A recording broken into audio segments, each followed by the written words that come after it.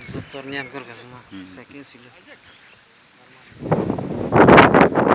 Мынау бүгүнкү болгон окуя. Тажиктардын ээлеп алган платинасы. Платинага жерлерди ээлеп алган. Мына биз азыр бөлүп турган жер ушул мына сай. Бuyагы мына Кыргызстан. Кыргыздардын жашаган үйлөрү. Ушул жерде салынып аткан швейный цех Кыргызстандын ичинде. Биз ушул жерде иштеп атканбыз. Эки бала түндө нөмөт менен могул жердеги курулуш материалдарын коруп жатышкан. Бүгүн эртең менен саат 7-де келсек жок.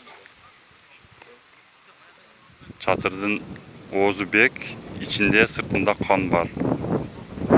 Адам сүйрөгөндөй из бар мына жерлерден. Из бар экен. Алып кетсе ошо Тажикстанга алып кирип кеткен. Кан шуякка кеткенби? Кан башталган жерде чатырдын алдында токтогон. Анан азыр ылдыйда тургандар айтып атышат, ушу ылдыйда дагы кан бар экен деп. Ошол азырынча тажиктер моюнга ала элек. Тажиктердин посу да. Биз алдык, жала элекпиз деп. Азыр кыргыз тажиктер ушул жерде сүйлөшүп турушат, алар моюнга алып атышат.